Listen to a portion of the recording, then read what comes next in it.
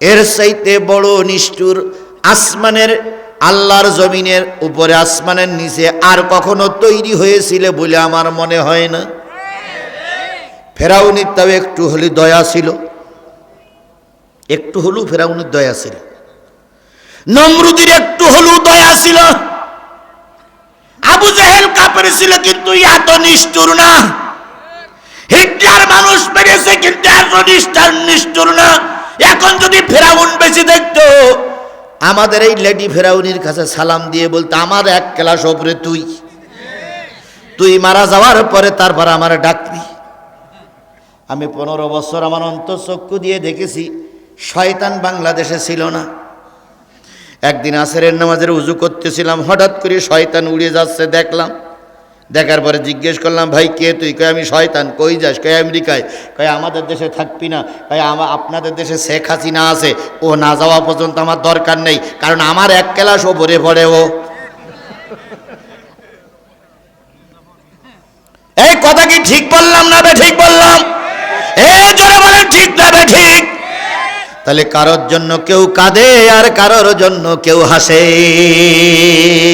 আল্লাহ পাক আমাদের এমন জীবন তৈরি করার তৌফিক দান করুক, যাতে করে আমি মরলে যেন 5টা মানুষ দুঃখ প্রকাশ করে, কেউ যেন আনন্দ না করে। আল্লাহ আমাদের কবুল করুক দিনের খাতিরে। জোরে বলেন আমিন। আরো জোরে বলেন আমিন। আরো জোরে বলেন আমিন। আমার ভাইরা, সূরাটার নাম কি বললাম? সূরাতুন নিসা। এই নিসার 176 আয়াত, 176 আয়াত, 176 আয়াত, 24টা রুকু। মদিনায় অবতীর্ণ সূরা সময়ের ভিতরে একটা অন্যতম সূরার নাম হচ্ছে সূরাতুন নিসা। 176 আয়াতের ভিতর থেকে আমি আপনাদের সামনে তেলাওয়াত করেছি 5, 10, 9, 59 নম্বর আয়াত। এই আয়াতটা যখন নাজিল হলো, ভালো করে খেয়াল করেন, এই আয়াত যখন নাজিল হলো, আল্লাহর নবী তখন মদিনার প্রেসিডেন্ট। একটু সুবহানাল্লাহ বলা যাবে না? আর একটু জোরে সুবহানাল্লাহ বলা যাবে না? নবী মদিনার প্রেসিডেন্ট। কাজটা কি ঠিক না ঠিক? জোরে জোরে বলবেন, কাজটা কি ঠিক না ঠিক? আমলিক বিএনপির লোক জোরে বলবেন। জামাতাওয়ালারা তো ঠিক ঠিক বলে বলে আপনাদের গলা বসে গেছে, ওরা অন্তত বলুক। আল্লাহর নবী মদিনার প্রেসিডেন্ট ছিলেন, কথাটা কি ঠিক না ঠিক? তাহলে নবী টুপি পরে পাঞ্জাবি পরে মসজিদের ইমাম হয়ে যদি মদিনার প্রেসিডেন্ট হতে পারে, বাংলাদেশের হুজুররা বাংলার প্রেসিডেন্ট হবে, কোরআন দিয়ে দেশ চালাবে, তোমাদের গা জ্বলে কেন? আল্লাহর নবী মদিনার প্রেসিডেন্ট হয়েছিল, মেনে নিতে পারি না আবু জেহেল। কথা বলেন। মেনে নিতে পারি না আবু সুফিয়ান, মেনে নিতে পারি না উতবা সাহেব, ওয়ালিদ ইবনে মুগিরার গ্রুপিরা। আজকেও নবীর উত্তরসূরিরা, আলেমদের উত্তরসূরিরা দেশ চালাবে, এটাও যারা মেনে নিতে পারছে না, এদের প্রত্যেকের রক্তের ভিতরে আবু জাহেলের রক্ত।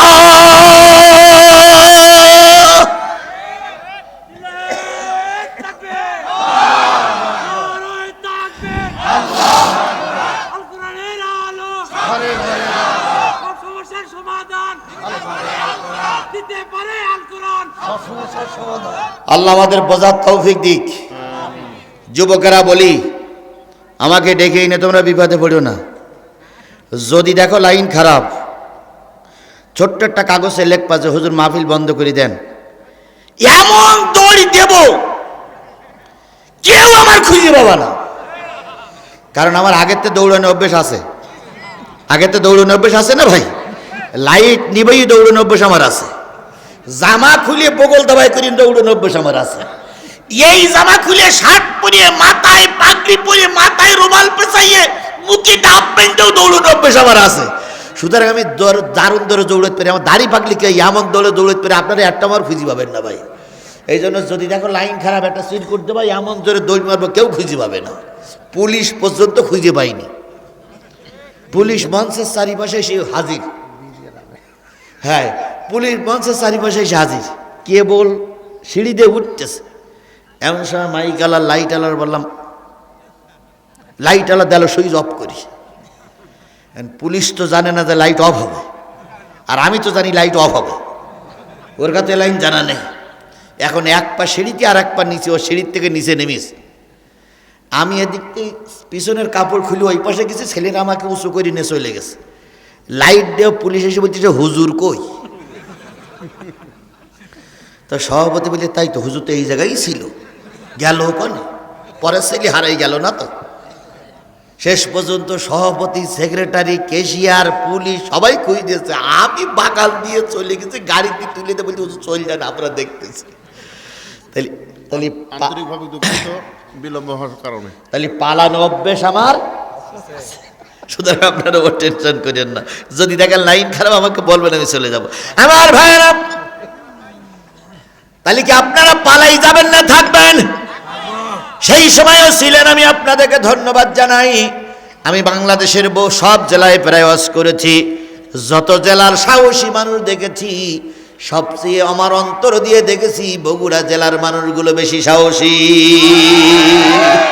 আমি দেখেছি আমার সাতক্ষীরার মানুষ সাহসী, আমি দেখেছি পলাশ বাড়ির মানুষ সাহসী, আমি দেখেছি চট্টগ্রাম জেলার মানুষ সাহসী।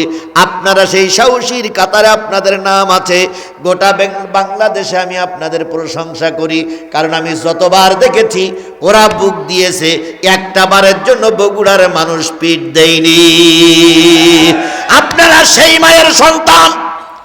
আজকে কাপুরুষের মতন ময়দান বাতিলদের কাছে পরিস্থিতি এখন আমাদের বেলায় কিন্তু পড়ে গেছে, আমরা একটা গেড়া কলে পড়ে গেছি। এই গেড়া কল থেকে বেরিয়ে আসতে হবে কার পরে তাওয়াক্কুল করে? আসুন সেদিকে যাই। নবীজি জোহরের নামাজের পরে শুনানি শুরু করলেন।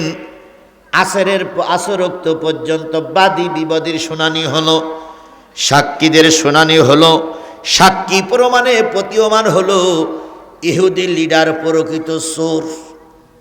প্রমাণ হয়ে গেছে ইহুদি লিডার প্রকৃত চোর। চোরের ধরন দুই রকম। কেউ যদি পেটের দায় চুরি করে, কেউ যদি আহারের দায় চুরি করে, কারো ছেলে মেয়ে যদি না খেয়ে থাকে তাদের মুখে অন্ন দেওয়ার জন্য যদি কেউ চুরি করে, স্ত্রীর কাপড় নাই ঝগড়াঝাটি লেগে আছে তার জন্য যদি চুরি করে, নিজের পরনে কাপড় নাই ঘরে খাবার নাই তার জন্য যদি চুরি করে, এর শাস্তি একরকম। আর যেই ব্যক্তি কলমের খোসা দিয়ে দিয়ে বড় বড় পুকুর, বড় বড় নদীর মতন বিরাট বিরাট কিছু চুরি করে, ওর শাস্তি আর এক রকম। কথা কি বোঝেন? আমার কথা কি বোঝেন? কলা কচু চুরি করলে একরকম শাস্তি, পেটের দায় চুরি করলে একরকম শাস্তি।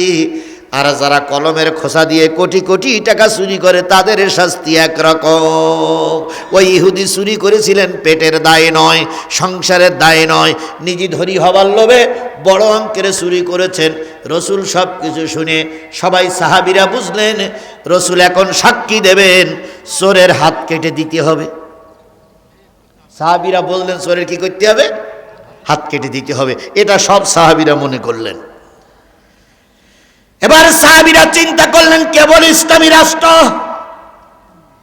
এখনই যদি ইহুদির হাত কেটে দেওয়া হয় সব ইহুদিরা আমাদের বিরুদ্ধে চলে যাবে, আমরা ক্ষমতায় টিকে থাকতে পারবো না। ক্ষণিকের জন্য তাদের একটা মাথার ভিতরে চিন্তা আসলো, নেতারা না থাকলে আমরা ক্ষমতায় টিকে থাকতে পারবো না। নবীজি আসরের সালাতে যাওয়ার আগে বলছেন সাক্ষী প্রমাণ যা হলো শুনলাম বুঝলাম, নামাজের পরে রায় হবে। আপনারা সবাই নামাজে চলেন, নামাজের পরে রায় হবে। সাহাবী আজমাইনগণ নামাজে চলে গেলেন। অন্যান্য বড় বড় সাহাবীরা চিন্তা করছে রায় যদি হাত কাটা হয় তাহলে বড় বড় লিডাররা আমাদের সাপোর্ট করবে না, থাকা কষ্ট হবে। এখনো আমরা কিছু কিছু লোক মনে করতেছি সব শয়তানেরা যদি আমাদের বিরুদ্ধে চলে যায় আমরা ক্ষমতায় যেতে পারবো না। আল্লাহর পরে তাওয়াক্কুল করুন, আল্লাহর পরে তাওয়াক্কুল করুন, আল্লাহর পরে তাওয়াক্কুল করুন।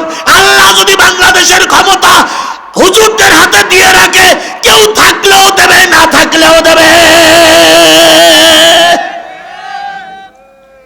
ওরা আমাদের থেকে দূরে সরে যাবে না, ওরা সংশোধন হয়ে সঠিক বুঝবুঝি আবার ফিরে আসবে। এই জন্য তাওয়াক্কুলটা হবে কার উপরে? জোরে বলেন কার উপরে? ঢাকা বিশ্ববিদ্যালয় এত সহজে শিবিরের প্যানেল জিতে আসবে, এটাকে আমাদের বিশ্বাস হয়েছিল? আমরা মৌলবীরাও বিশ্বাস করতে পারিনি। আমরা জানতাম ঢাকা বিশ্ববিদ্যালয় ছেলেরা নামাজ পড়তে পারে না, বোরকা পরে মেয়েরা ঘুরলি বোরকা টেনে ছিঁড়ে ফেলা হয়। প্রকাশ্য দিবালক একটা ছাত্রীকে নিয়ে গাছতলায় নিয়ে ধর্ষণ করে, বহু ছাত্ররা দেখে কেউ প্রতিবাদ করতে পারে না। এমন একটা পতিতালয়ের মতন জায়গা হয়ে গেছে যেখানে সেখানে কোরআন কি করে বিজয় অর্জন করবে, এটা আমাদের সবার কাছে আশ্চর্যজনক মনে হয়েছে। আল্লাহুম্মা আকরিমনা ওয়ালা সপ্তম আশ্চর্য ছিল অন্যগুলার, এরা হলো অষ্টম আশ্চর্য। এরপরে নির্বাচনের দিন যত ঘনাই আসলো, যত নিকটবর্তী হলো, তত আমাদের কিছু কিছু ধারণা হচ্ছিল এবার মনে হয় কোরআন ওয়ালারা বিজয় অর্জন করবে। কথা বলেন, কথা বলেন, কথা বলেন। মিডিয়া ওদের বিরুদ্ধে লেগে গেল, ভারত ওদের বিরুদ্ধে লেগে গেল, আমেরিকা ওদের বিরুদ্ধে লেগে গেল, আর আমার দেশে শুধুমাত্র টুপিওয়ালারা কয়েকজন লোক ছাড়া আর সব ওদের বিরুদ্ধে লেগে গেল। কত প্রোপাগান্ডা চালাতে লাগলো। শিবির একমাত্র আল্লাহর পরে তাওয়াক্কুল করে ময়দানে কাজ করলেন। এক সময় গুনে দেখা গেল 24টার ভিতরে 22টাই শিবির, 23টার ভিতরে 20টাই শিবির, 27টার ভিতরে 20টা শিবির, 21টার ভিতরে 19টা শিবির। এই দেখে মনে হলো এ বিজয় মানুষের চেষ্টায় হয়নি, এ বিজয় দিয়েছেন স্বয়ং আল্লাহ। ওই রকম একটা ভূমিধস বিজয় আগামী ফেব্রুয়ারির নির্বাচনে ইনশাল্লাহ আসবে। এটা কেউ না বুঝলে ওরা বুঝতে পেরেছে, এই জন্য ওরা বলতেছে আর কোনো নির্বাচন হবে না জাতীয় সংসদের নির্বাচন ছাড়া। তার মানে ওরা জানে এখন যদি মেয়র নির্বাচন দেই আর মেয়রে যদি হুজুররা জিতে যায় তাহলে আর একটু নিচে নেমে গেলাম।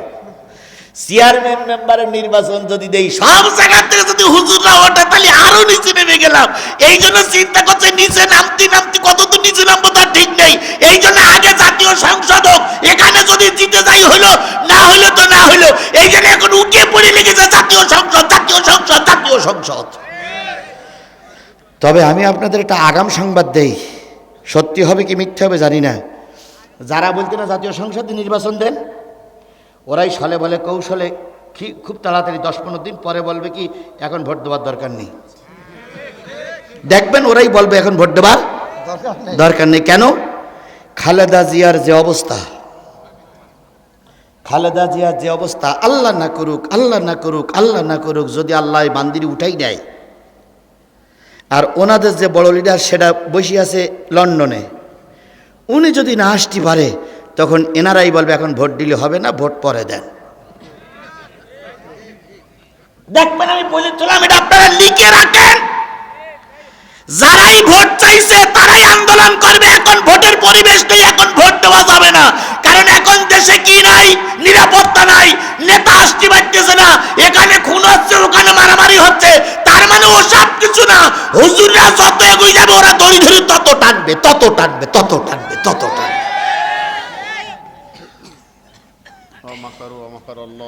আল্লাহু খায়রুল মাকিরিন। ভাই আপনারা কি ভয় পাচ্ছেন? ভয় পাচ্ছেন? আরে আওয়ামী লীগের সময় ভয় পাইনি, এখন কিসের ভয়? যার যা আছে তাই নিয়ে বসে থাকবেন, কিছু না থাকলে জুতো দুগুণ হাতে করে নেবেন। আল্লাহ আমাদের হেফাজত করুক, আল্লাহ আমাদের হেফাজত করুক, আল্লাহ আমাদের হেফাজত করুক, আল্লাহ আমাদের হেফাজত করুক।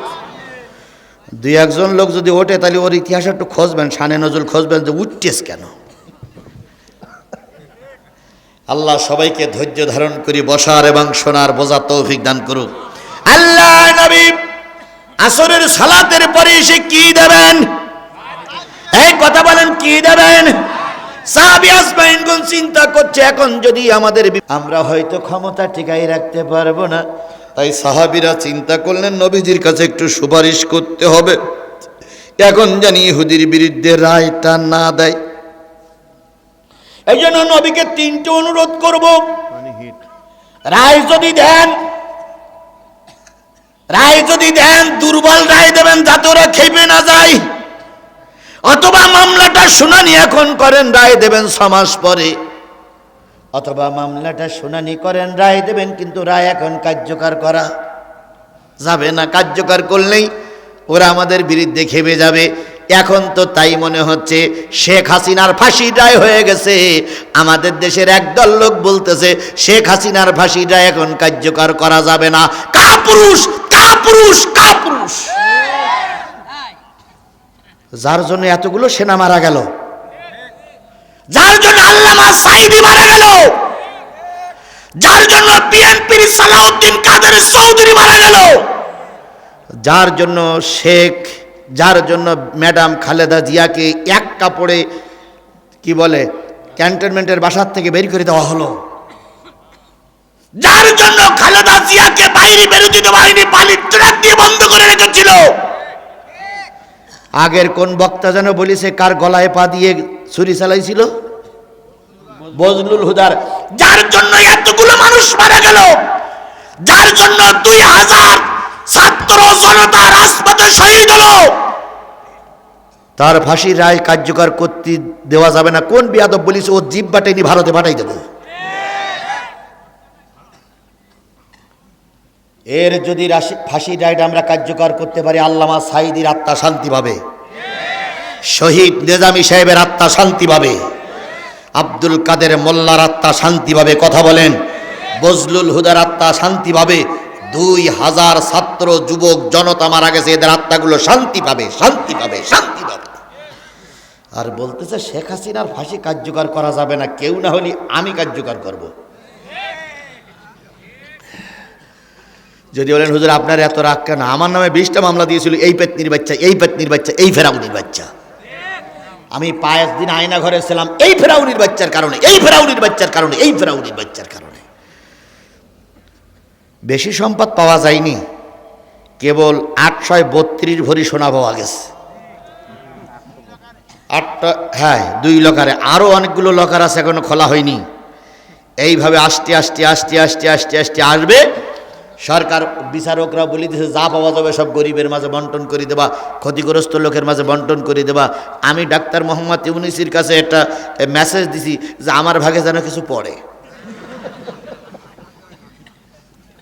কিন্তু আমার দেবে ওইটা মনে হয় না। আমার চাইতে অনেক অসহায় লোক আছে না ভাই, যাদের একখান হাত নাই, যাদের চোখ নাই, যাদের কত কিছু ক্ষতি, তারাই পাক। আমি অন্তত যেভাবে খাচ্ছি এইভাবেই খাই। শুধু একটু কথার কথা বললাম, কারণ এর জন্য বহুত মানুষ ক্ষতিগ্রস্ত। আল্লাহ নবীর কাছে ওরা সুপারিশ করবে, রায়টা কার্যকর করা যাবে না। এবার নবীজির কাছে এই সুপারিশটা কে করবে? লোক খুঁজে পাওয়া যাচ্ছে না। আবু বকর বললেন আমি অসমর্থ, আমি করার জন্য, আমি সুপারিশ করার জন্য যোগ্য নাই। ওমর বললেন আমি পারবো না। আলী বললেন আমি পারবো না।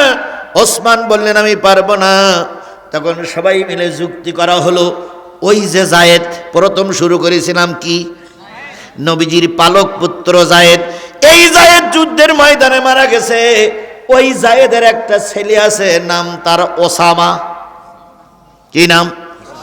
ওসামাকে যেমন নবী যত্ন করে, হাসান হোসাইনকে নবী একই কায়দায় যত্ন করে। 3 জন নানা নানা বলে ডাকে। নবীজি দারুণ ভালোবাসে এতিম ওসামাকে। ওসামাকে ডেকে ওসামারে বলি, ওসামা এই সুপারিশটা করো, রসুল যেন বড় ইহুদির রায়টা এখন কার্যকর না করে। অথচ আল্লাহ বলতেছে চোরের কি করে দাও? চোর নারী হোক আর পুরুষ হোক, যদি 7 করে চুরি করে থাকে হাত কেটে দাও। যদি চোরের হাত কাটার আইন আমার দেশে বাধ্যতামূলক থাকতো, আওয়ামী লীগের ইউনিয়ন সভাপতির থেকে শুরু করে একবার মন্ত্রী পর্যন্ত কারোর হাত থাকতো না। কি কায়দায় আমাদের দেশটার ইউনিয়নটারে জ্বালাইতো, অথচ সেই একটাও নাই। সবাই যে কোন জায়গায় হাওয়া হয়ে গেছে আল্লাহই ভালো জানে। ওনারা আবার ষড়যন্ত্র করতেছে, আসবে মার নিয়ে আসবে, আসো তোমার মা নিয়ে, প্রয়োজনে আর একবার যুদ্ধ হবে। তবু শেখ হাসিনা তার দলকে আর মাথা উঁচু করে দাঁড়াতে দেওয়া হবে না। আমার সঙ্গে আপনারা কি একমত? শেখ হাসিনা তার দলকে আর মাথা উঁচু করতে দেওয়া হবে না, কারণ তারা চোর, ডাকাত, ধর্ষক, খুনি, তারপরে ভোট ডাকাতি করা লোক। এরা মানুষ হত্যাকারী, এরা নিষ্ঠুর, এরা জালেম, এরা ফেরাউন। এই জন্য এদেরকে আর সোজা হয়ে দাঁড়াতে দেওয়া হবে না। ওসামার সবাই বুঝালেন। ওসামা রাজি হলো নবীর কাছে সুপারিশ করবে। নবীজি যখন নামাজ আনতে ফিরে আসলেন, ওসামা যে নবীর কোলে বসে বলল, নবীজির দুই গালে দুটো চুমা দিয়ে বলতেছে, না না, বাবা নাই, বাবা নাই, তুমি আমার বাবারও বাবা, নানারও নানা। ও নানা, মহা একটা বিপদে আছে জাতি, তোমার কাছে সুপারিশ করতে পারছে না, তাই আমাকে তোমার কাছে সুপারিশ করতে বলে আমাকে পাঠানো হয়েছে। নানা ইহুদি, বড় একটা ইহুদি চুরি করে ধরা পড়েছে, ওর হাতটা কাটা যাবে না, এই মর্মে সবাই সুপারিশ করতেছে, আপনার মতামত কি? নবীজি বললেন, ওসামা রে, যদি আমার মেয়ে ফাতেমাও চুরি করে ধরা পড়ে আর সাক্ষী প্রমাণে চোর সাব্যস্ত হয়, আমি নবী তারও হাত কেটে দেব। ওসামার মুখটা মলিন হলো। ওসামার দুই গালে দুটো চুমা দিয়ে বললেন, ওসামা, সাহাবীদেরকে লক্ষ্য করে বলেন, ও আল্লাহ রসুলের সাহাবীরা, অতীতের যত জাতি ধ্বংস হয়েছে ওই কারণেই ধ্বংস হয়েছে। নিজের দল চুরি করলে, নিজের দল জেনা করলে বিচার হতো না, কিন্তু অন্য বিরোধী দল চুরি করলে, জেনা করলে তাদের বিচারটা হতো। নিজের দলের লোকদের ক্ষমা করে দিয়েছে, এরা স্বৈরাচার, আমি স্বৈরাচারী হতে চাই না, বিচারে হাত কাটবো। ক্ষমতা যদি আল্লাহ টিকাই রাখবে, না রাখলে না রাখুক, কিন্তু কোরআনের আইন আমি প্রতিষ্ঠা করবই। দৃঢ় প্রতিজ্ঞাবদ্ধ হলেন নবী। দৃঢ় প্রতিজ্ঞাবদ্ধ যখন নেতা হয়, কর্মীরা তখন সেই পক্ষে রায় দেয়। কথা বলেন ঠিক না বেঠিক? এতক্ষণ যারা সুপারিশ করছিল তারাও বলছিল, ইয়া রাসূলুল্লাহ, কাজ চালিয়ে যান, আল্লাহ আছে, আমরাও আছি।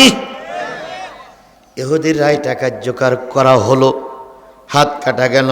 কিছু লোকের মন খারাপ, কিছু লোকের মন একটু ভালো। সেই সময় আল্লাহ পাক এই নেসার 59 নম্বর আয়াত নাজিল করে দিয়ে আল্লাহ বলতেছেন, আল্লাহ রাব্বুল আলামিন এবার বলতেছেন, ইয়া আইয়ুহাল্লাযীনা আমানু, ওহে তোমরা যারা ঈমান এনেছো, রাসূলের সাহাবী বলে দাবি করতেছো, কিয়ামত পর্যন্ত যত ঈমানদার নরনারী পৃথিবীতে আসবা, সকলের জন্য আমি আল্লাহ পাক তোমাদের জন্য নসিহা করতেছি, উপদেশ দিচ্ছি। ইয়া আইয়ুহাল্লাযীনা আমানু আতিউল্লাহ ওয়া আতিউর রাসূল, আল্লাহর আনুগত্য করো, রাসূলের নেতৃত্ব মেনে নাও। আল্লাহর আনুগত্য, রাসূলের নেতৃত্বের ভিতরে আছেই শান্তি। সুবহানাল্লাহ কি বলা যাবে না? আরেকটু জোরে বলেন সুবহানাল্লাহ কি বলা যাবে না? তাহলে আল্লাহর আইন আর রাসূলের নেতৃত্বের ভিতরে আছেই কি? এখন আল্লাহ আছে, রসুল নাই। রসুল আছে? রসুল এখন আমাদের মাঝে আছে, রসুল থাকবে না, তাহলে এখন শান্তি খুঁজবো কোথায়? প্রশ্ন আসবে। আল্লাহ রাব্বুল আলামিন সেটা উত্তর দিয়েছেন, উলিল আমরি মিনকুম, যখন রসুলের পরিবর্তে, রসুলের অবর্তমানে রসুল থাকবে না, সেই সময় তোমাদের ভিতর থেকে যখন কোরআনওয়ালা আমির নির্বাচিত হবে, মুসলমানদের ভোটে নেতা নির্বাচিত হবে, রসুল যখন থাকবে না, আমিরের নেতৃত্ব তোমরা মেনে চলো। তাহলে আল্লাহর আইন মেনে চলা কি? রসুলের আইন মেনে চলা কি? রসুলের অবর্তমানে আমিরের আইন, যে আমির নির্বাচিত হয় আল্লাহ ওয়ালাদের দিয়ে, যে আমির নির্বাচন হয় কোরআন ওয়ালাদের দিয়ে, ওই আমিরের হুকুম মেনে চলাও ফরজ। তবে সেটা কিন্তু কোরআনের পক্ষের আমির হওয়া লাগবে। গোলমুড়ো বের করে আমির হলি হবে না, রাতের অন্ধকারে ভোট চুরি করে আমির হলি হবে না, যে আমির নামাজ পড়ে না ও আমির হলি হবে না। আমির হইতে হবে কোরআন হাদিস মেনে চলা আমির। রাসূলের অবর্তমানে আমিরের নেতৃত্ব মেনে চলো। ফাইন তানাজাতুম ফি শাইইন, যদি তোমাদের ভিতরে কোনো মতনৈক্য সৃষ্টি হয়, কি সৃষ্টি হয়? যেমন মতনৈক্য সৃষ্টি হয়েছে চোরের হাত কাটা যাবে কিনা। একদল বলতেছে হাত কেটে দেন, ফয়সালা মালিকের। আর একদল বলতেছে এখন হাত কেটে দিলে অশান্তি বাঁধবে, ক্যাসাল বাঁধবে, ক্ষমতা টিকাই রাখা যাবে না। আল্লাহ তাই বলতেছে, তোমাদের ভিতরে যদি কোনো মতপার্থক্য সৃষ্টি হয়, কেউ বলতেছে হাত কেটে দেওয়া ভালো, কেউ বলতেছে কেটে দিলে বিপদ আসবে, এভাবে যদি তোমাদের ভিতরে মতনৈক্য সৃষ্টি হয়, ফাইন তানাজাতুম ফি শাইইন ফারুদ্দুহু ইলাল্লাহির রাসূল, তাহলে আল্লাহ এবং রাসূলের দিকে ফিরে যাও, তার মানে কোরআন আর হাদিসের দিকে ফিরে এসো। কাদেরকে বলতেছে? এটা কিন্তু হিন্দুদের বলিনি, এটা কিন্তু খ্রিস্টানদেরকে বলিনি। কাদের বলতেছে? এবার আল্লাহ বলতেছেন, ইন কুনতুম তুমিনুনা বিল্লাহ, যদি তোমরা আল্লাহর পরে ঈমান এনে থাকো, তাহলে ফয়সালা হবে কি দিয়ে? এই কথা বলেন, কি দিয়ে? আল্লাহর ফয়সালা, রাসূলের হাদিস দিয়ে ফয়সালা হবে। যদি তোমরা কি হও? মুমিন হও।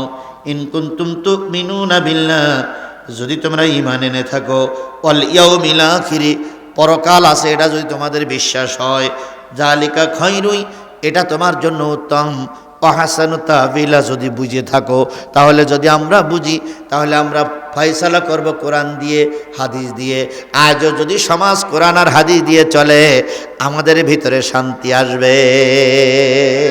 দীর্ঘ 54 বছর শান্তির জন্য বিভিন্ন দরবারে দরবারে যে কেঁদেছি, এবার আমরা কোরআন দিয়ে দেশটারে শান্তি প্রতিষ্ঠা করতে চাই। যে কজন লোক চলে যাচ্ছেন, আপনারা কি আল্লাহ রসুলের বিরোধী? তাহলে চলে যাচ্ছেন কেন? আমি কি আল্লাহ রসুলের বিপক্ষের কোনো কথা বলেছি? আশ্চর্য ব্যাপার। ডায়াবেটিস আছে ভাই, দয়া করে আমাকে সঙ্গে নিয়ে যান, একা একা যাইয়েন না, আমাকে সঙ্গে নিয়ে যান, আমি আপনাদের সঙ্গে নিয়ে যেতে চাই। আচ্ছা শোনেন, এখন বাজে কয়টা? 35। আর খুব বেশি হলে 15 মিনিট 20 মিনিট কথা হবে, তারপরে মোনাজাত হবে। এই 15 মিনিট থাকতে পারবেন না? কারা কারা একটু উঠান তো। যেই 15 মিনিট হুজুর আমি থাকতে পারবেন, আমি চলে গেলাম, জান তো আপনি? যান, যাবেন না? তাহলে কিন্তু ওঠা যাবে না। হয় উঠবেন তো এখনই ওঠেন, আর যদি না ওঠেন তাহলে মোনাজাত পর্যন্ত থাকা লাগবে ইনশাআল্লাহ। তবে একটা জিনিস, তাহলে এখন যদি 35 বাজে, তাহলে 12টা বাজতে আর কয় মিনিট? 25 মিনিট। তার ভিতরে 15-20 মিনিট আলোচনা হয়ে 5 মিনিট মোনাজাত হবে। তাহলে আপনারা 1 ঘন্টা 35 মিনিট থাকতে পারলেন, আর 15টা মিনিট থাকা যাবে না? ইনশাল্লাহ যাবে। আমার দিকে মতওয়াজ্জহ হন, থাকা যাবে। তাহলে কোরআনের বিধান সমাজে চালু করতে হবে, নির্দেশকার। আরো জোরে বলেন। তবে সে যিনি কোরআনের আইন চালু করবেন, তাকেও কোরআনওয়ালা হওয়া লাগবে। বিগত 54টা বছর আমরা বহুত সরকার পরিবর্তন করেছি, কোন সরকার নিজেও কোরআন মেনে চলেনি, দেশটারে কোরআনওয়ালা বানায়নি। এই কথা বলেন, কথা বলেন। 54 বছর পর বিশ্ববিদ্যালয়গুলোর থেকে আওয়াজ এসেছে, এবারের দেশ হবে কোরআনের দেশ। আমরা কি শেরপুরের মানুষ কোরআনের দেশ প্রতিষ্ঠা করার জন্য একটু কি কোরআনের পক্ষে সাপোর্ট করতে পারি না? যদি করতে পারেন, দেশ যদি শান্তির ভিতরে চলে আসে, আপনিও শান্তিতে ঘুমাবেন, আমিও শান্তিতে ঘুমাবো। আজকে আমিরে জামাত হিন্দুদের নিয়ে একটা সমাবেশ করতেছিলেন তার নির্বাচনী এলাকায়। তিনি একটা চ্যালেঞ্জ করে বললেন, আমি সব দলের জন্য চ্যালেঞ্জ করতেছি, আমার দল কিংবা মৌলবীদের দলের ভিতর থেকে এই 54 বছরের ভিতরে একজন হিন্দু আমার কাছে দরখাস্ত করেন, হিন্দু আমার কাছে বলেন যে আপনাদের 1 কাঠা জমি কোনো মৌলবী জোর করে দখল করেছে, আপনাদের নারীদের হাত ধরে কোনো হুজুররা টানাটানি করেছে, যুবতী নারীর ইজ্জত নিয়ে কোন মৌলবী, যে দলেরই মৌলবী হোক, টানাটানি করেছে। আপনি আমার কাছে বলুন, আমি চ্যালেঞ্জ গ্রহণ করলাম, 54 বছরের ভিতরে যখন কেউ করেনি, যদি ইসলাম ক্ষমতায় যায় এরকম করার সাহস কেউ পাবে না। একথা আমরা বলতে পারি, আপনারা বলতে পারেন না কেন? আপনারা বলেন তো বুকে হাত দিয়ে এরকম, যে আমরা এরকম কোনো অন্যায় কাজ করিনি, কোনো হিন্দুদের জমি দখল করিনি, কোনো হিন্দুদের দোকান পাশারি দখল করিনি, কোনো হিন্দুদের মেয়েদের হাত ধরে টানিনি। আপনারা বলেন। একথা আমরা বলতে পারি, কারণ নির্দোষ মানুষ সব জায়গায় বুক ফুলিয়ে কথা বলতে পারে, কিন্তু দোষী যারা তারা পালিয়ে যায়। কথা বলেন, কথা বলেন, কথা বলেন। বিগত 17 বছর আমি মাহফিলে যেয়ে বুক ফুলিয়ে কথা বলেছি, পুলিশ এসেছে, আওয়ামী লীগ এসেছে, ছাত্রলীগ এসেছে, যুবলীগ এসেছে, পাইকানা লীগ এসেছে, পেশাব লীগ এসেছে, ডাইরেক্ট গুলি করেছে, তবু বাঘের বাচ্চার মতন কথা বলেছি। ওরাও তখন বলতো না জিহাদি ঠিক পথেই আছে, তাহলে ঠিক পথে যে থাকে সে সব জায়গায় জোরে কথা বলতে পারে, আপনারা কেন পারেন না? তার মানে বোঝা গেল আপনারা ঠিক পথে নাই। এই জন্য ঠিক পথে যারা চলে, ঠিক পথে যারা চলে, ঠিক পথে যারা চলার জন্য চেষ্টা করে, ঠিক পথে যারা দেশটারে চালাবে বলে নিয়ত করেছে, আমরা কি একটা বার তাদের হাতে দিয়ে একটু পরীক্ষা করব না ভাই? ইনশাআল্লাহ। একটু পরীক্ষা করে দেখি, যদি না পারে, যদি না পারে, যদি না পারে, জীবনে আর হাত পায়ে দৌড়াদৌড়ি করব না। একটা বারের জন্য একটা সুযোগ আল্লাহ দিয়েছে, এই সুযোগটা আমরা কাজে লাগাবো ইনশা। হযরত ওমরের জামানা দুইজন যুবক আসলেন, একজন লোককে ধরে নিয়ে আসলেন, একজন মুরব্বীকে ধরে নিয়ে আসলেন, মাঝ বয়সী একজন লোককে ধরে নিয়ে আসলেন। এসে বললেন, খলিফাতুল মুসলিমিন, এই লোক আমার আব্বারে মেরেছে, বিচার করুন। কোরআনের বিচারটা একটু ভালো করে বুঝে যান, আমার সময়ের ভিতরে আমি শেষ করব ইনশাল্লাহ। এই লোক আমার আব্বারে হত্যা করেছে, বিচার করুন। হযরত ওমর লোকটার কাছে জিজ্ঞেস করলেন, ওগাগন্তক বাড়ি কোথায়? লোকটি বললেন, আমার বাড়ি সিরিয়ায়। এই মদিনায় কেন এসেছো? কয় ব্যবসা করার জন্য। এই যে দুইজন ছেলে তোমার পর অভিযোগ দায়ের করতেছে তুমি ওর বাবাকে মেরেছো, কথাটা ঠিক না বেঠিক? খুনি লোকটি অকপট স্বীকার করলেন, খলিফাতুল মুসলিমিন, আমি ওর বাবাকে মেরেছি, আমার আঘাতে ওর বাবা মারা গেছে। তাহলে আসামি যখন নিজের মুখে স্বীকার করে, আমি দোষ স্বীকার করে নিলাম, তখন সাক্ষীর আর প্রয়োজন হয় না। আর আসামি যখন নিজের মুখে স্বীকার না করে, তখন সাক্ষীর প্রয়োজন। হযরত ওমর বললেন, কেন মারলে? লোকটি বললেন, খলিফাতুল মুসলিমিন, আমি মারার নিয়তে কিছু করিনি, কিন্তু মারাই গেছে। কয় যেমন? কয় আমি ইয়েমেন থেকে আসছি এই দেশে ব্যবসা করার জন্য। আমি কিছু মাল সামানা নিয়ে মদিনার অলিতে গলিতে ঘুরে বেড়াচ্ছিলাম। আমি ছিলাম একটা উটির পরে বসা, আর এই যে দুইজন যুবক আমাকে ধরে নিয়ে আসছে, এর বাবা একটু দুষ্টু প্রকৃতির মানুষ। তিনি 3 রাস্তার মুখে দাঁড়িয়ে প্যাকেটের ভিতরে কিছু পাথর নিয়ে নিয়ে আমার উটসহ অন্যান্য উটির পরে নিক্ষেপ করতেছিল আর হাসতেছিল। আমার উটটার পরে প্রথম পাথর মারল, উটটা ডাইন পাশে ঘুরলো, আবার পাথর মারলো, উটটা বাম পাশে ঘুরলো, আবার পাথর মারলো, উটটা নিচে হলো। এইবার যেই না পাথর মেরেছে, আমার উটির ডাইন চোখে জেগে লেগেছে, ডাইন চোখটা বাহির হলো। উট যখন কান্নাকাটি করছিল, আমার খুব মহব্বতের উট, দীর্ঘদিন লালিত পালিত করা উট, উটির কান্না আমার সহ্য হলো না। তাই আমি নিচে নেমে ওই পাথরটাই নিয়ে ওই বুড়া মানুষটার মাথার দিকে একটু ছুঁড়ে মেরেছিলাম। মারা যাবে এটা আমি বুঝতে পারি নাই, লেগেছে এক আঘাতে বুড়ো পটল তুলেছে। এই যে মরবে তো আমি বুঝতে পারি না, কিন্তু মরেই গেছে। এরকম হয় না ভাই? অনেক সময় একটা ঢেলা ফেলে মারলাম ছাগল কাইত, তো কাইতে এত বলতেছে, আর কাইতে সোজা অত সোজাই নৌকা নেই কাইত। এরকম অনেক সময় হয় না ভাই? মারার নিয়েতে মারিনি, তারপরে মারা গেছে। হযরত ওমর বললেন, তুমি কি জানো মদিনায় কোরআনের শাসন চলে? মুরব্বী বললেন, আমি জানি, কারণ আমিও মুসলমান। এখন তুমি যখন স্বীকার করেছ তোমার আঘাতে বুড়ো মানুষটা মারা গেছে, কোরআনের বিধান হচ্ছে কাতাবনা আলাইহিম ফিহা আন্নান নাফসা বিন নাফসি ওয়াল আইনা বিল আইনি ওয়াল আনফা বিল আনফি ওয়াল উযুনা বিল উযুনি ওয়াস সিন্না বিস সিন্নি ওয়াল জুরুহা কিসাস। এই কোরআনে ফরজ করে দিয়েছি, হত্যার বিনিময়ে হত্যা করো। কেউ যদি তোমাকে হত্যা করে, তাহলে বিচারক তারও যেন হত্যা করে। এটা হলো কোরআনের বিধান। এই বিধান যদি আমার দেশে চালু হতো, শেখ হাসিনা রহমাতুল্লাহ আলাইহির 70 বার ফাঁসি দেওয়া লাগতো।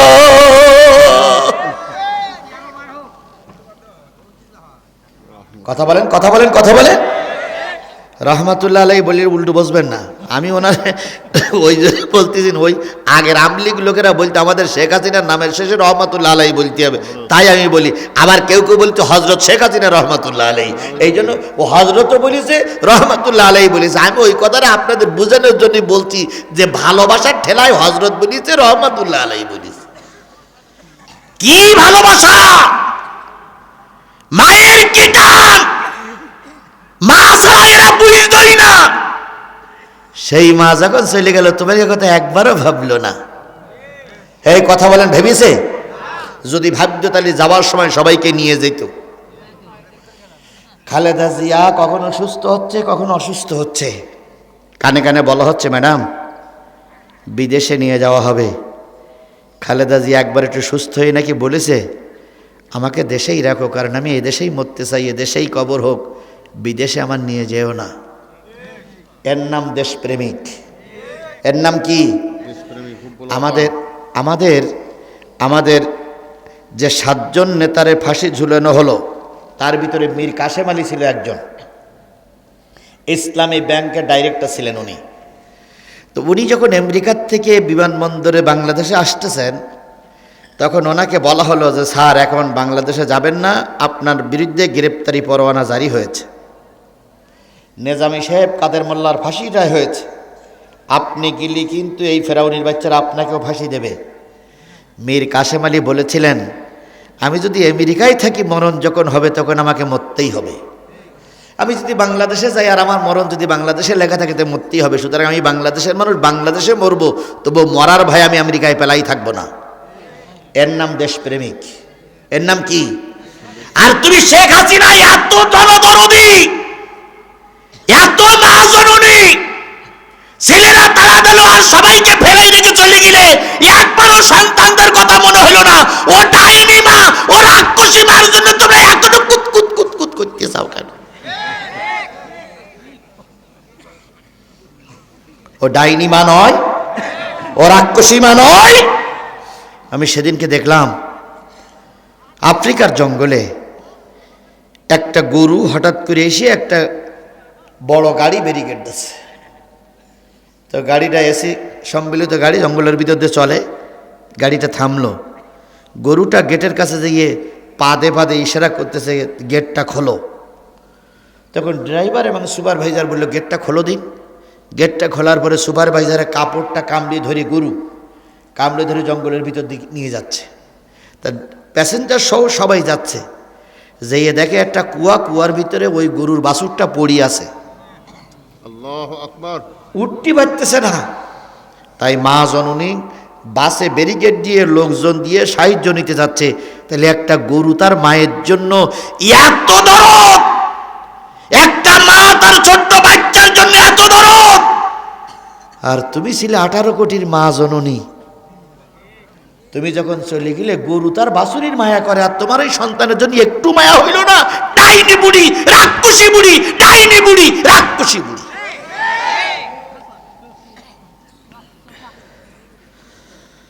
কথা খারাপ লাগতেছে, কিছু করার নেই। ডেকে যখন এই নিয়েছে, থাকলেও কি আসে যায় আমার, থাকলি থাকলো, না থাকলি না থাকলো, কিন্তু আমার গতি আমার গতিতেই চলবে ইনশাল্লাহ। তখন আমার গতি কেউ কমাতে পারি না, আর এখন তো প্রশ্নই ওঠে না। এই হাপুনিয়া ওই যে মাঠে ফুটবল খেলার মাঠে একজন এসে অনেক কিছু বলেছিল না, কিন্তু শেষ পর্যন্ত জুতোর বাড়ি খেয়ে উনি পালাইছিল, জিহাদি পালাইনি। আর এখন সেদিন এসে শুনলাম দইউর ভাইয়ের কাছে, ভাই ওরা কনে কই একটাও এলাকায় নেই। তাহলে ওরা নেই, আমরা আছি, আমরাই থাকবো ইনশাল্লাহ। ইনশাল্লাহ বলেন, ইনশাল্লাহ বলেন, ইনশাল্লাহ বলেন। কারে ভয় দেখাও? কাদের ভয় দেখাও? কাপুরুষেরাই ভয় পায়, বীর পুরুষেরা ভয় পায় না। আমরা কাপুরুষ নই, আমরা বীর পুরুষ। আমরা বাংলাদেশের মানুষ, বাংলাদেশে আছি। ভারতে আমাদের বাড়ি নাই, পাকিস্তানে আমাদের বাড়ি নাই, আমেরিকায় আমাদের বাড়ি নাই। মরলেও বাংলাদেশ, বাঁচতেও বাংলাদেশ।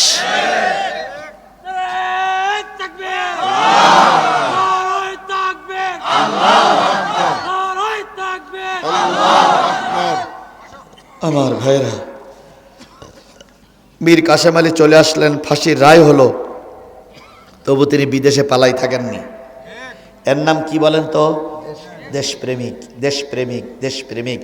আল্লাহ দেশপ্রেমিক মানুষ বোঝার নজর আমাদের বানাই দিক। হযরত ওমর বললেন, নিজেই যখন স্বীকার করেছো কোরআনের বিধান হলো হত্যার বিনিময়ে হত্যা করো, চোখের বিনিময়ে চোখ, নাকের বিনিময়ে নাক, দাঁতের বিনিময়ে দাঁত, কানের বিনিময়ে কান, তুমি যখন নিজেই স্বীকার করে নিয়েছো তাহলে হত্যার জন্য প্রস্তুত হও। লোকটি কিছুই বললেন না, স্বীকার করে নিলেন। এবার হযরত ওমর বললেন, 24 ঘন্টা তার আত্মপক্ষ সমর্থনের সুযোগ দাও, লোকটারে জেলখানায় নিয়ে যাও। যাবার আগে লোকটার সামনে 3টে সত্য দেওয়া হলো। 1 নম্বর সত্য, যদি কেউ তোমার বিনিময়ে আর একজন যদি জামিন হয় তোমাকে ছেড়ে দেব অথবা তোমাকে মুক্তি দেব। 2 নম্বর, টাকার বিনিময়ে যদি মুক্তিপণ দিতে পারো তাহলে তাদেরকে বলে আমি ঠান্ডা করব। 3 নম্বর, যারা দাবি করেছে, যারা বাদী, তারা যদি তোমাকে মাফ করে দেয় তাহলে আমি ওমর তোমাকে মাফ করে দেব। তা না হলে ওমরের আদালতে আগামীকাল তোমার কাল্লা আলাদা হয়ে যাবে। রায় হয়ে গেল। বিচারের জন্য দিনক্ষণ ঠিক হয়ে গেল, সময় ঠিক হয়ে গেল। লোকটি জেলখানার ভিতরে বসে বসে জেলখানায় চলে গেল। জেলখানার ভিতরে বসে এমন জোরে জোরে কাঁদতেছে, যাদের কান্না মদিনার মসজিদের আশপাশ লোক শুনতেছে। হযরত ওমর আলী বললেন, লোকটা কান্দুক, কিন্তু আস্তে কান্দুক, মানুষের যেন ডিস্টার্ব না হয়। হযরত আবু যর আসরের নামাজ পড়ে সবার শেষে আসতেছে। ওই জেলখানার পাশ দিয়ে আবু যর যখন জেলখানার পাশে আসছে তখন লোকটি হাতটা বের করে আবু যরের জামাটা ধরে বলতেছে, আল্লাহ রসুলের সাহাবী, আমার বাড়িতে ছোট্ট একটা ভাই আছে। কি আছে? ভাই। আমার বাবা নাই, আমার মা নাই, পরিবারে আমার ওই ভাইটা ছাড়া আর কেউ নাই। আমার বাবা যখন মারা যায় তখন ওই ভাইয়ের কিছু গোপন সম্পদ আমার কাছে রেখে গিয়েছিল। আমি সেই সম্পদগুলো আমানত স্বরূপ রেখে দিয়েছি। কালকে যদি আমার কাল্লা আলাদা হয়ে যায়, ভাইয়ের আমানতটা আমি বুঝে দিতে পারবো না। এদিকটা আমার কাল্লা গেল, ওদিকে 3 ভাই আমার বিরুদ্ধে আল্লাহর কাছে নালিশ করবে। তাই ওমরের কাছে বলে যদি একটুখানি আমাকে জামিনের ব্যবস্থা করে দেওয়া যেত, আমি ভাইটার সম্পদগুলো সব বুঝে দিয়ে আবার ফিরে আসতাম। একটু ওমরের কাছে কি একটু বলা যায়? আবু যর লোকটির চোখের পানি দেখে একটু দয়া হলো। তিনি বললেন, ভাই অপেক্ষা করো, দেখি সুপারিশ করি, দেখি কি বলে। আবু যর চলে গেলেন। হযরত ওমরের সামনে দাঁড়িয়ে বললেন, খলিফাতুল মুসলিমিন। লোকটা নিজেই অপরাধ স্বীকার করে নিয়েছে, লোকটা মুসলিম। লোকটা ওর ভিতরে জেলখানার ভিতরে বসে নামাজ আদায় করছে, সালাত আদায় করছে। লোকটা মুসলিম, ভুল একটা করে গেছে কিন্তু সে তো স্বীকার করেছে। মনে হয় লোকটা খারাপ নয়। এই লোকটা কেঁদে কেঁদে বলতেছিল তার বাড়িতে একটা ভাই আছে, যদি একটু ছুটি দিতেন তাহলে ভাইয়ের কাছ থেকে অন্তত বিদায় নিয়ে আসতো। হযরত ওমর বললেন, যারা চুরি হয়, যারা চোর হয়, ডাকাত হয়, খুনিরা হয়, তারা মায়াবী কণ্ঠ দিয়ে কথা বলে। আবু যর এত সহজে ভুলে যেও না, হয়তো লোকটারে ছেড়ে দিলে আর কখনো ফিরে আসবে না। সবচাইতে বড় ভুল হয়ে গেছে শেখ হাসিনারে পালাতি দেওয়া। যদি পালাতি না দিয়ে ওরা যদি কিলাইয়ে মারা হতো, দেশের মানুষ শান্তি পেত। কিন্তু এই শালা সুপ্পু আর এই সেনাবাহিনীর প্রধান ওয়াকারুজ্জামান, এই 2 বিয়াদবের কারণে পালাতে সুযোগ পেয়েছে। আমি যদি ওই জায়গায় থাকতাম, ওর শাড়ি কাপড় ধরে রাখতাম যাতে করে পালাতে না পারে। কিন্তু আল্লাহ তোমার ওখানে নিয়ে যাবে না, আমি মৌলবী মানুষ না ভাই, ওখানে আল্লাহ মানে যাবে না। এই সুপ্পুর বাচ্চা সুপ্পুর কারণেই গেছে। এ সুপ্পু বলো বড় শয়তান, বলো যা বলেন তা বলেন, সুপ্পু বলো বড় শয়তান। এখন খালেদা জিয়ার জন্য দুঃখ প্রকাশ করতে ওর মনের ভিতরে আছি না, মনের ভিতরে আছি না, আছি না, আছি না।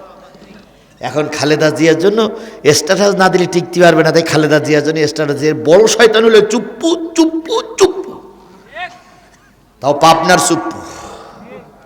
আমার ভাইয়েরা, হযরত ওমর বলেন ছেড়ে দিলে নাম আসতে পারে। আবু যর বললেন একটু দেখা যাক কয় কে জামিন হবে। আবু যর বললেন, খলিফাতুল মুসলিমিন, আমি জিম্মাদার।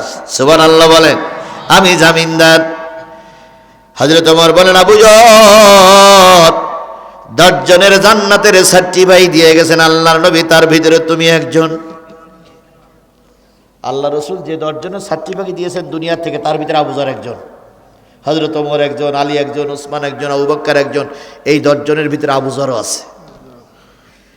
সুতরাং লোকটি যদি কালকে না আসে তাহলে কিন্তু জামিন যে হবে তাকেই কিন্তু শাস্তি নিতে হবে।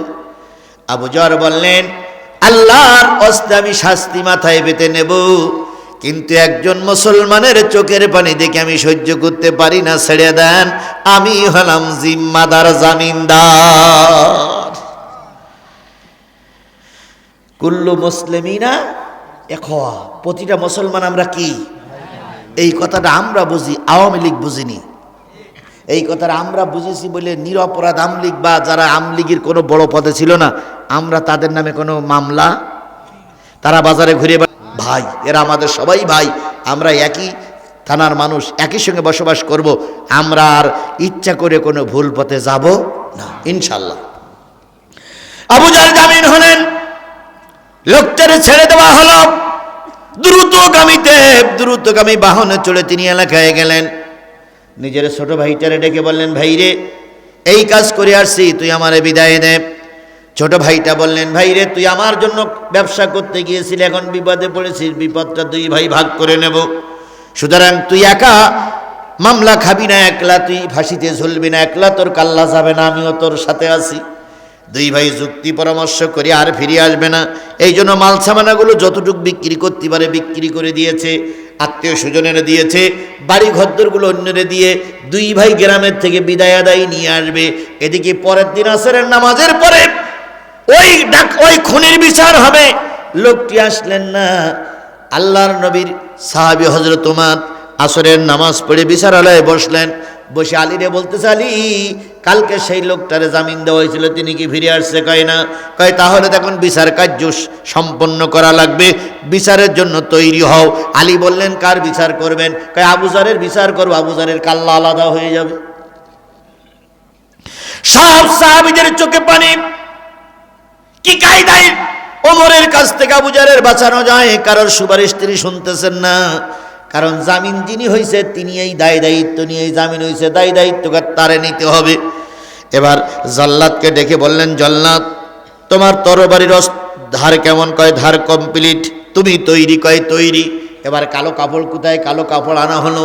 2 পাথরের মাঝখানে রেখে কল্লা আলাদা করতে হয়, 2 পাহাড় এক জায়গায়, পাথর এক জায়গায় করা হলো। সব কিছু প্রস্তুত, কিন্তু যার কাল্লা কাটবে সে নাই। এবার হযরতে ওমর বলেন, আলী, আবু যর কোথায়? কয় মসজিদের কোনায় বসে বসে জিকির করতেছে। সুবহানাল্লাহ বলেন, আরো জোরে সুবহানাল্লাহ বলেন। একটু পরেই তার কাল্লা কাটবে, কিন্তু তার মনে একটুও ভয় নাই, কারণ সে উপকার করেছে একজন মুসলমানের।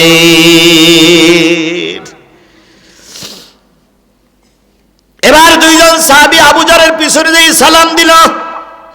আবু যর বললেন, সময় কি হয়ে গেছে? কয় হ্যাঁ। তিনি এখনো ফেরেননি? না। চলো চলো চলো। আবু যরকে 2 জন নিয়ে আসতেছে।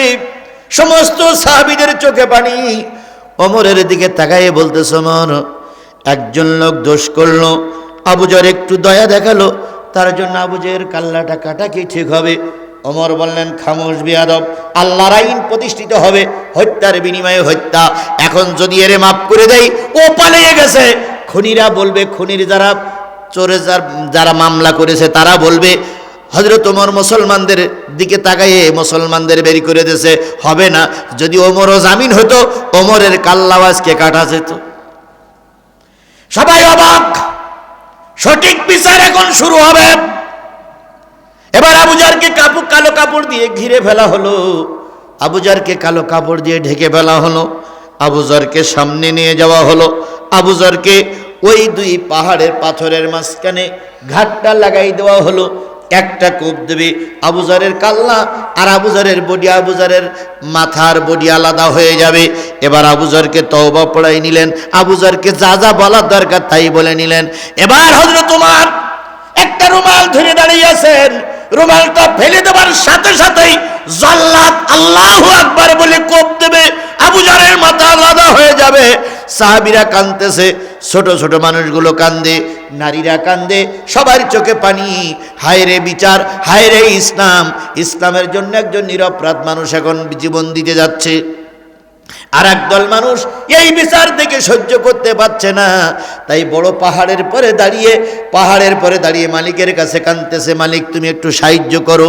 এরপরে একদল লোক সেই সিরিয়ার দিকে, ইয়েমেনের দিকে তাকাই আছে। ওই লোকটা ফিরে আসতে চাইছিল, মুসলমান তো এত ধোকা দিতে পারে না, ফিরে আসে কিনা। হঠাৎ করে দেখা গেল মরুভূমির বুক চিরে একটা ঘোড়া নয়, গিয়েছিল একটা ঘোড়া, এখন দুটো ঘোড়া চড়ে দুইজন মানুষ খুব দ্রুত গতিতে আসতেছে। এবার পাহাড়ের চূড়ার থেকে মুসলমানরা ডাক দিয়ে বলতেছে, ওমর ওই যে পাহাড়ের বুক চিরে দুইটা লোক আসতেছে, এই দুইটা লোক না আসা পর্যন্ত রুমালটা ফেলাবেন না। এই দুটো লোক না আসা পর্যন্ত রুমালটা কি করবেন না? ফেলাবেন না। হযরত ওমর বললেন, কত দূর এই যে দৃষ্টির সীমানায় এসে গেছে। হযরত ওমর রুমাল ধরেই আছে, আবু জাহর মাথা নিচে করে আছে, জল্লাদ ঘরে তরবারি দিয়ে দাঁড়িয়ে আছে। ঠিক সময় যখন লোক দুটো কাছে আসলো, দেখা গেল যেই লোকটা কালকে জামিন নিয়ে চলে গিয়েছিল ওই লোকটাও এসেছে, আর তার আপন ভাইকেও সে সঙ্গে করে নিয়ে এসেছে। পৃথিবীর ইতিহাসে এরম কোনো জায়গায় দেখা যায়? জোরে বলেন যায়। শেখ হাসিনা ফাঁসির আসামি, তাই শেখ হাসিনাকে ভারত কি দেবে না? ফেরত দেবে না। অথচ ডাক্তার জাকির নায়ক আমার দেশে আসতে চাইছিল, জানেন আপনারা? আসতে চাইছিল, ভারত বলেছে উনি আমাদের দেশের পালাতক একজন আসামি, ওনাকে বাংলাদেশে ঢুকতে দেওয়া যাবে না। তা পালাতক আসামি বাংলাদেশে ঢুকতে দেওয়া যাবে না, আর আমার দেশের মার্ডার কেসের আসামি, ফাঁসির আসামি, খুনি আসামি তুমি জায়গায় রেখে যাও, সে বেলায় দোষ হয় না, আর হুজুর জায়গা দিলি দোষ হয়। নিজি করলি লীলা খেলা, আর দোষ হইছে পরের বেলা। নিজি করলি কি হয়? লীলা খেলা, আর দোষ হইছে পরের বেলা। আমার ভাইয়েরা, হযরত ওমর লোক দুটো ডেকে বললেন, এসেছো? কাল এসে 12টা বেজে গেছে। 1 মিনিট। ও ভাই আমি দুঃখিত ভাই, ও ভাই আমি আপনাদেরকে যে ওয়াদা করেছিলাম যে ভাই যদি হুজুরির ওয়াদা ঠিক না থাকে, ও ভাই তাহলে কেরামাটা দেখা যাবে যে ভাই। এখন আপনারা কি আমার এই কথাটা শেষ করবে? এবার খুব তাড়াতাড়ি শেষ করবো, শেষ করবো ভাই, শেষ করবো। আমার যাওয়ার সময় বলবেন না তো হুজুরা ওয়াদা করি খেলাপ করে, কথা বলবেন না তো ভাই? আমার বিরাট ভয় লাগে ভাই, কারণ আমি এতক্ষণ হজ করি যদি দুর্নাম নিয়ে যাইতে হয়, তাহলে এসেই আর বড় কষ্ট আর কিছু হতে পারে না। তাহলে এই কথাটা শেষ করি ভাই, আমি শেষ করি। আচ্ছা সবাই এক, আচ্ছা আচ্ছা আচ্ছা লাইন ভালো আছে, লাইন ভালো। হ্যাঁ আমরা ওয়াদা করেছিলাম, সেটা আবার একটু ওয়াদা করি না। তবে দেখি এত তাড়াতাড়ি সময় চলে যায় বুঝতে পারিনি ভাই। না না, আর অল্প কিছুক্ষণের ভিতরে বিদায় নেই। আমার ভাইয়েরা, ওটা চলা করবেন না, উঠলে দেরি হবে, যত উঠবেন তত দেরি হবে, না উঠলে তাড়াতাড়ি শেষ হবে। আমার ভাইয়েরা আমার লোকটারে জিজ্ঞেস করলেন, ফিরে এসেছো? আলহামদুলিল্লাহ আমি ফিরে এসেছি। সাথে কে? আমার ছোট ভাই। ওরে নিয়ে আসছো কেন? কয় আমার ফাঁসি ও দেখতে পারবে না, তাই ও আগে বলতেছে ওর আগে ফাঁসি দিতে হবে। হযরত ওমর বললেন, একজনের রায় আর একজনের বেলায় কার্যকর করা যাবে, এটা ইসলাম বলে না। অথচ আমরা দেখেছি বাবার পাইনি ছেলে ধরে নিয়ে গেছে। এই বলেন এরকম হয়নি? বাবার পাইনি, ছেলের পাইনি, স্ত্রীকে ধর্ষণ করে গেছে। এরকম হয়েছে না হয়নি? এগুলো মুসলমান নামের কলঙ্ক। এরা আবার হজ করে, বলে আমরা আবার নামাজ পড়ি। তোকে নামাজ আল্লাহ যদি আমার ফেরেশতা বানাই দিত, তোকে নামাজ কোন জায়গায় ঢুকিয়ে দিতাম বুঝতে পারতিস তোরা। কারণ এখানে নামাজের কোনো দাম নেই। কথা বলেন, কথা বলেন, কথা বলেন। এরা মসজিদে যেত, নামাজ পড়তে যেত শুধুমাত্র লোক দেখানোর জন্য। এখানে দিলের ভিতরে একটু আল্লাহর ভয় ছিল না। হযরত ওমর বললেন, তোমার শাস্তি তোমার ভাইকে দেওয়া যাবে না। ছোট ভাইটা এসে পা জড়াই ধরে বললেন, খলিফাতুল মুসলিমিন, আমার ভাই তো আমার জন্য অন্যায় করেছে, আমাকে শাস্তি দিন। ওমর বললেন, সরে যাও, তোমার ভাইকে শাস্তি দেওয়া হবে। ছোট ভাইটারে 3 জন ধরে রাখলেন, 4 জন ধরে রাখলেন। আবু জাহরের কাপড়টা বড় ভাইয়ের গলায় পরায় দেওয়া হলো, আর তার শাস্তির জন্য নিয়ে যাওয়া হলো। ওমর এখনো তরবারি উঁচু করে দাঁড়ায় আছে। পোশাক পরানো হলো, উজু করানো হলো, প্রয়োজনীয় জিনিসপত্র শেষ করে তাকে জল্লাদের কাছে দিয়ে দেওয়া হলো। জল্লাদ তাকে কোপ দেবেন, হযরত ওমর কাপড়টা ছেড়ে দেবেন। এমন সময় ঘটে গেল আর একটা আশ্চর্য ঘটনা, যে 2 ছেলে এসে মামলা করেছিল, ওই 2 ছেলে এসে হযরত ওমরের 2 হাত ধরে বলতেছে, খলিফাতুল মুসলিমিন, আমার আব্বার খুনিরে আমরা 2 ভাই মাফ করে দিলাম। আমাদের আর কোনো দাবি নেই। হযরত ওমরের রাগ বেশি না কম? এই বেয়াদব, সেই যখন মাফ করবি তো এত নাটক করলি কেন? দুই ভাই থমকে দাঁড়াই গেছে। খলিফাতুল মুসলিমিন বাপ হত্যার বিচার তো আমরা চেয়েছিলাম, বিচারও আমরা রায় পেয়েছি। বিচার তো 2 সেকেন্ড বাকি আছে, রায় কার্যকর হবে। এবার আমরা ক্ষমা করে দিলাম, আর বিচারের দরকার নাই। হযরত ওমর বললেন, তোমার বাপ হত্যার বিচার কি তোমরা চাও না? কয় বিচার তো হয়ে গেছে, তাহলে ক্ষমা করলে কেন? তখন দুই ভাই দাঁড়িয়ে বলতেছে, যার বিচার হচ্ছে উনিও মুসলমান, আমিও মুসলমান, একটা অন্যায় কাজ হয়েই গেছে। ওই লোকটি আর ওই লোকটির ভাই ক্ষমা চাচ্ছে। যদি আমরা মুসলমান হয়ে মুসলমানের ক্ষমা করতে না পারি, কিয়ামত পর্যন্ত যত ইহুদি খ্রিস্টান বেধর্মীরা আসবে, সবাই বলবে একজন মুসলমান বিপদে পড়েছিল আর একজন মুসলমানের কাছে ক্ষমা চাইছিল, ক্ষমা করিনি। এই জন্য ক্ষমা করে বুঝাইলাম মুসলমান ক্ষমা করতে জানে। হযরত ওমর একটু মিসকে আসলেন। এইবার লোক তার কাছে জিজ্ঞেস করলেন, তুমি জানতে আজকে তোমার কাল্লা আলাদা হবে, মৃত্যু নিশ্চিত, যেন ফিরে আসলে কেন? লোকটি বললেন, ওমর খলিফাতুল মুসলিমিন, আমি যদি ফিরে না আসি, কিয়ামত পর্যন্ত বেধর্মীরা বলবে একজন মুসলমান ওয়াদা করে খেলাপ করেছিল, সে মুনাফিক। আর আমি এই অবস্থায় যদি মৃত্যুবরণ করে আল্লাহর কাছে কৈফিয়ত দেওয়া যাবে না, তাই আমার মৃত্যু নিশ্চিত জানার পরেও আমি ফিরে এসেছি। আমি মারা গেলেও ইসলামের মুসলমানের কোনো ক্ষতি হবে না। শিক্ষাগুলো বুঝতেছেন তো ভাই? শিক্ষাগুলো বুঝতেছেন তো? এবার হয়তো তোমার বলেন, আবু জাহল, তুমি তো জানতে ও লোক ফিরে না আসলে তোমার এই হত্যা করা হবে, তাহলে জামিন হলে কেন? আবু জাহল বলতেছে, খলিফাতুল মুসলিমিন, যদি আমি জামিন না হতাম, কিয়ামত পর্যন্ত খ্রিস্টানরা বলতো, ইহুদিরা বলতো, টাকা দিয়ে চা খাওয়ালাম, মামলার ভয়ে দেখাইয়ে পুরুষের ভোটটা ক্যাপচার করলাম, খোলে খোলে ভাবি যান তালিমের জন্য গ্রামে গ্রামে ঘুরে বেড়াচ্ছে। আজকে তো এক নেতাই বলে দিয়েছে যে তালিমি যারা যাবে তাদের ঠ্যাং ভেঙে দাও, তালিম করতে দেওয়া যাবে না, মা বোনদের তালিম করতে দেওয়া যাবে না। তার মানে ওরা বুঝেছে যতদিন তালিম চালু থাকবে ততদিন কোরআনের ভোট বাড়তেই থাকবে। আজকে মা বোনদেরকে স্বাগত জানাই। ও মায়েরা, তোমরা রাস্তায় নেমে এসেছো, প্রতিষ্ঠার একটা পরিবেশ তৈরি হয়েছে।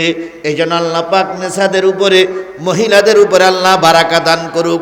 বাংলাদেশের কয়েকজন মহিলা, কোন মহিলার জন্য কেউ কান্দে আর কোন মহিলার জন্য কেউ কেউ হাসে। আচ্ছা, শেখ হাসিনা চলে যাওয়ার পরে কয়জন মহিলা কান্দেল? কয়জন পুরুষ কান্দেল? আমি যদিও খালেদা জিয়ার দল করি না, কিন্তু খালেদা জিয়া হচ্ছে বাংলাদেশের 18 কোটি মানুষের নেত্রী। এই কথা বলেন, কথা বলেন, কথা বলেন। তিনি অসুস্থ, তার জন্য কি বলে ডাক্তার শফিকুর রহমান থেকে শুরু করে প্রতিটা মসজিদের আলেমেরা তার জন্য কাঁদতেছে।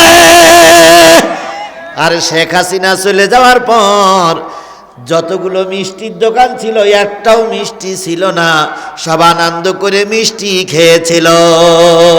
তাহলে কোনো মহিলা চলে যাওয়ার কারণে আনন্দের ঢোল তবলা বাজায়, আর কোনো মহিলা চলে যাওয়ার আগে তার জন্য দুঃখ প্রকাশ করে।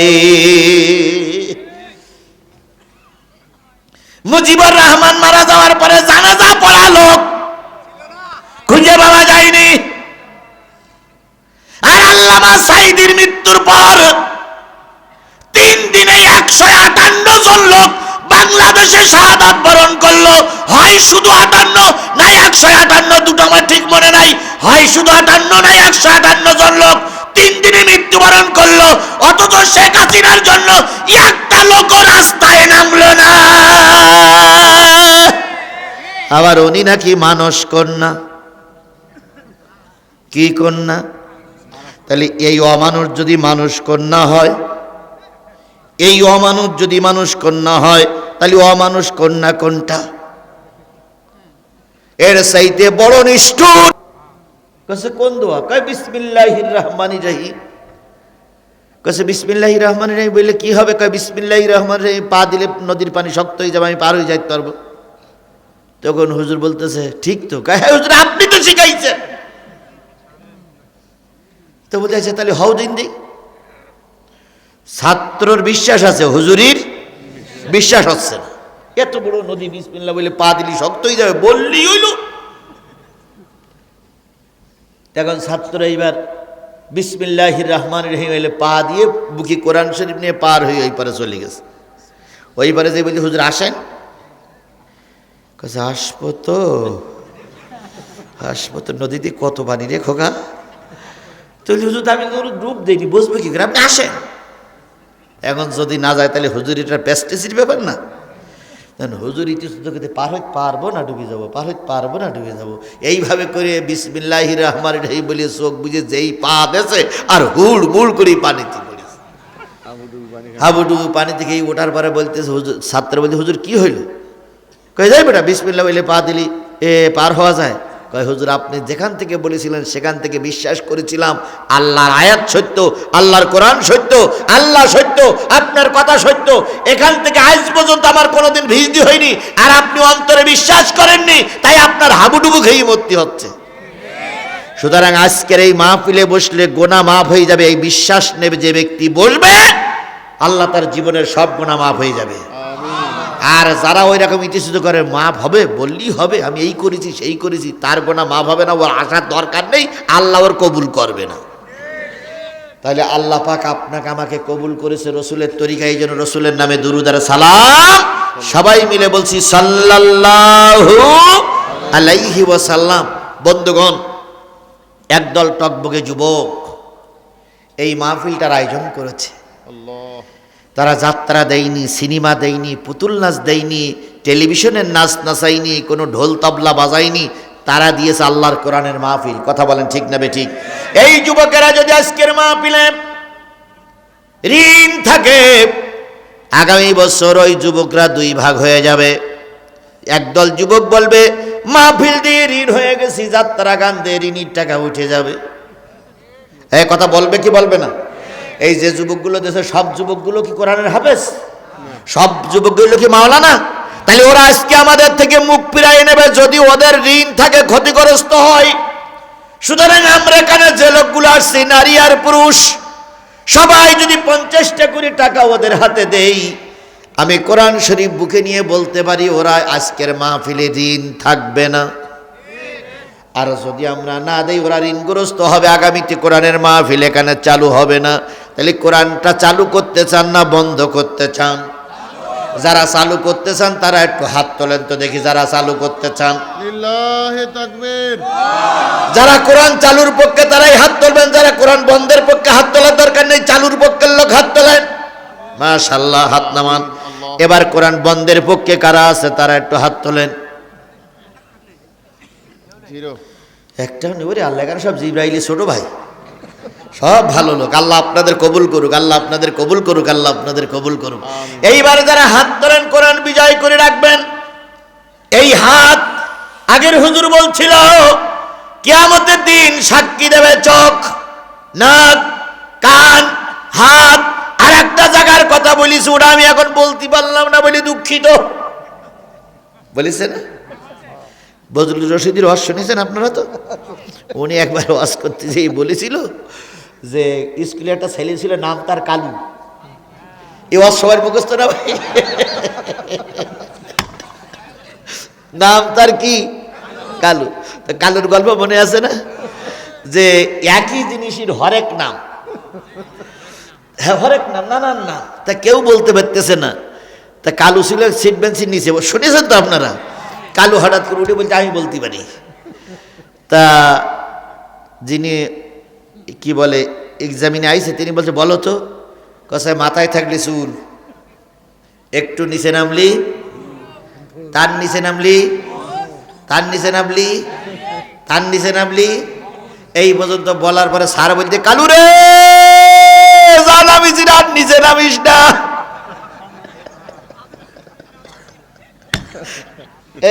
ঠিক, আমি কি ঠিক কথা আছে না বন্ধু ভাই? ওই আসটা ভাইরাল বলো। তাহলে আর নিচে নামা যাবে না, এই জন্য আর নিচে নামলে আমার অপমান হয়ে যাবে। এখন রহিম ভাই যে কথা বলিছে কোন জায়গায় সাক্ষী দেবে ওটা রহিম ভাই বলিছে আলহামদুলিল্লাহ। তাহলে সব জায়গায় সাক্ষী দেবে, সব জায়গায় যখন সাক্ষী দেবে আপনার পকেটে টাকা আছে, আজকের কোরআনের মাহফিলের যদি টাকা না দেন এই হাত এই টাকা এই জমিন আপনার বিরুদ্ধে সাক্ষী দেবে। এই জন্য আমরা কেউ মাহরুম করব না। আমি সূরা নেসার 5-10 নয় 59 নম্বর আয়াত পড়েছি, ওই দিকে যাচ্ছি। তার আগে 50টা টাকা আমি ওই ছেলেদের হাতে তুলে দিয়ে ওদের মুখে একটা হাসি দেখতে চাই।